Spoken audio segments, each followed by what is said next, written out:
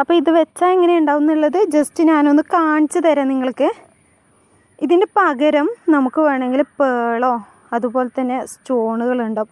Whole സ്റ്റോണാണ് ഞാൻ ഇപ്പോൾ ഇതിൽ കാണിച്ചു തരുന്നത്. അതല്ലാതെ തന്നെ കുറേ സ്റ്റോണുകളുണ്ടാവും, പിന്നെ കട്ട് ബീഡുകളുണ്ടാവും. അങ്ങനെ എന്ത് വേണമെങ്കിലും നമുക്ക് കൊടുക്കാൻ പറ്റും.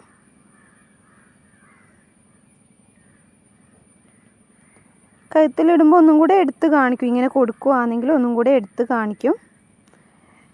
അതുപോലെ തന്നെ നമുക്ക് ഇപ്പം കമ്മൽ സ്റ്റഡ് ഉണ്ടെങ്കിൽ അതിലോട്ടേക്കും അത് ഒട്ടിച്ച് കൊടുത്തിട്ടുണ്ടെങ്കിൽ അത് കമ്മലായിട്ട് യൂസ് ചെയ്യാൻ പറ്റും. അത്ര തന്നെ.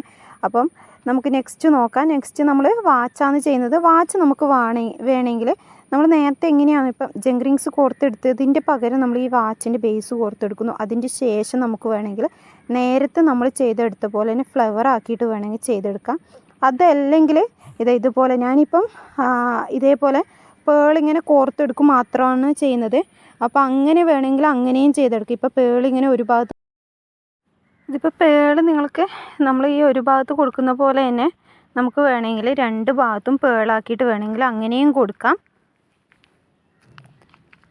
ഇനി നിങ്ങൾക്ക് വേണമെങ്കിൽ ചെയിനിനെ രണ്ട് ഭാഗത്തും, ഇപ്പം ഇതിൽ രണ്ട് ഭാഗത്തും ചെയിൻ ഇട്ട് കൊടുക്കുന്നുണ്ടെങ്കിൽ രണ്ട് ഭാഗത്തും ചെയിനിനെ ഇട്ട് കൊടുക്കാം. എങ്ങനെ വേണമെങ്കിലും ചെയ്തെടുക്കാൻ പറ്റും. ഇനി ഇതാ നമ്മൾ നേരത്തെ മാലയിലോട്ടേക്ക് എങ്ങനെയാണോ ചെയ്തത് അതേപോലെ തന്നെയാണ് ചെയ്യുന്നത്. അതുപോലെ നമ്മൾ ഗിയർ ലോക്ക് ഇട്ട് കൊടുക്കുന്നു, ജംഗ്രിങ്സ് ഇട്ട് കൊടുക്കുന്നു. രണ്ട് ലെയറും സെപ്പറേറ്റ് ആക്കിയിട്ട് ജംഗ്രിങ്സ് ഇട്ട് കൊടുക്കുന്നു.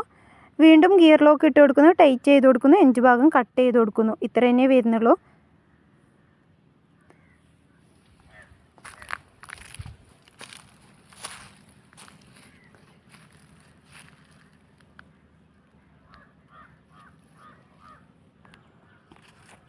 ഇനി ഇതാ ഇത് രണ്ട് ഗിയർ വയറല്ലേ ഉണ്ടാവുക, ഒരുമിച്ചല്ലേ ഉണ്ടാവുക.